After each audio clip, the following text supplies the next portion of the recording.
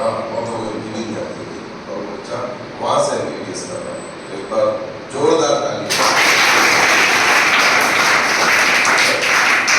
तो महादेव जैसे 11th तक आपने गवर्नमेंट स्कूल से की और आप वहाँ चले गए कोचिंग, आपने साल भर कोचिंग की। तो सबसे पहले तो महादेव ने बताया कि एक भी दिन वो एब्सेंट नहीं हुआ। मतलब ये तो सभी सर लोग को लगता है वेरी फर्स्ट डे आप बोलते हैं कि एक भी दिन हमें एब्सेंट नहीं होना है। अगर आपको सिलेक्शन निकालना है, अगर आपको एमबीबीएस में सीट लेनी है या जेई में सीट लेनी है, एक भी दिन बिल्कुल भी एब्सेंट नहीं होना है। ये बिल्कुल क्या है ना। माधव ये बताइए, बच्चों को थोड़ा गाइड कीजिए। जैसे आप वहाँ क्लास अटेंड करते थे, तो क्लास अटेंड करते समय आपकी जो कॉन्सेंट्रेशन है या आपको किन चीज़ों का इन बच्चों को ध्यान रखना चाहिए या किन चीज़ों का आपने ध्यान रखा था क्लास अटेंड करते समय? आपकी 3 क्लास होती थी, physics, chemistry and biology.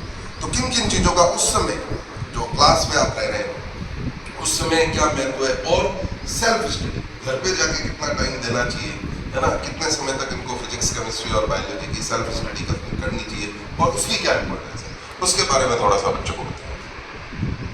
Concentrate तो बहुत ज़रूरी है। जब तक हम क्लास अटेंड करेंगे तो अपना सिर्फ ध्यान टीचर्स और बोर्ड पे रहना चाहिए कि अपने को सर बोल क्या रहे हैं। वैसे बहुत सारे पॉइंट होते हैं जो सर क्लास में बोल देते हैं लेकिन बोर्ड पे लिखते नहीं हैं, जो अपने को साइड बुक में नोट करने चाहिए। ये उस टाइम तो लगता है कि क्यों लिख रहे हैं, पढ़ क्यों कर रहे हैं, कुछ पता नहीं इसका मतलब क्या मीन्स है। लेकिन जब तक 50 या 70 80% सिलेबस हो जाता है उस टाइम पता चलता है कि ये एग्जाम में क्वेश्चन आया था, तो उस टाइम सब एग्जाम में बोला था। मेरे साथ कई बार ऐसा हुआ है कि मेरे नोट्स में वो पॉइंट नहीं लिखे हुए थे, किसी और के नोट्स में पॉइंट नहीं लिखे हुए थे, लेकिन मेरे साइड हेडिंग में लिखे हुए थे, जो बहुत बार एग्जाम में क्वेश्चन आया था हमें सही कर देता था। बाकी शायद किसी का होता है या पता नहीं मेरे को, लेकिन मेरा सही हो जाता था। तो वो बहुत सारी ऐसी होती है, कुछ पॉइंट होते हैं जो सब बताते हैं क्लास में लेकिन बोर्ड पे नहीं लिखते, कभी आप भूल जाते हैं लेकिन बता देते हैं। इनको भी नोट करना बहुत जरूरी होता है। ये अपन तभी कर पाएंगे तो अपने कंसंट्रेट फुल बोर्ड और टीचर्स पे हो। कंसंट्रेशन बहुत ज़रूरी है। ऐसे मेल की झपकी आ गई तो फिजिक्स में गया क्वेश्चन, कंसेप्ट बताया सर ने, ये इंटीग्रेशन क्या होगा, उस टाइम 10 सेकंड की भी क्यों ना आए, क्वेश्चन तो गया। अब सर से पूछो तो सर बता देते हैं लेकिन क्लास भी तो लेट होती है, बाकी स्टूडेंट का भी देखना पड़ता है, वो तो ध्यान दे रहे थे लेकिन अपन एक नहीं दे रहे थे।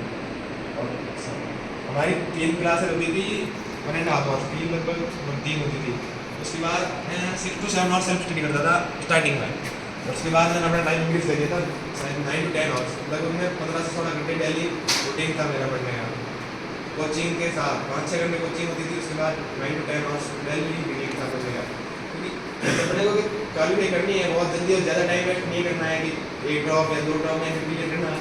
इतना सिटिंग तो होना चाहिए, इतना सिटिंग बहुत होना चाहिए। नहीं तो फिर सेल्फ डिपेंड करता है कि अपने कितना पोटेंशियल है और अपन कितनी कंसंट्रेट के साथ पढ़ते हैं। नहीं तो पढ़ते हैं ध्यान कहीं और है, पढ़ कहीं और रहे हैं, पढ़ा लेकिन याद ही नहीं हो रहा है। तो याद होगा तब तक नहीं जब अपने कंसंट्रेट से नहीं पढ़ेंगे। और फिजिक्स और केमिस्ट्री याद करने का एक बेस्ट तरीका है कि अपन लिख के याद करें। जब अपन कोई भी फॉर्मूला कोई भी क्वेश्चन जब तक लिख के याद करेंगे तो अपने एग्जाम में सॉल्व करने में बहुत ईजी होगा।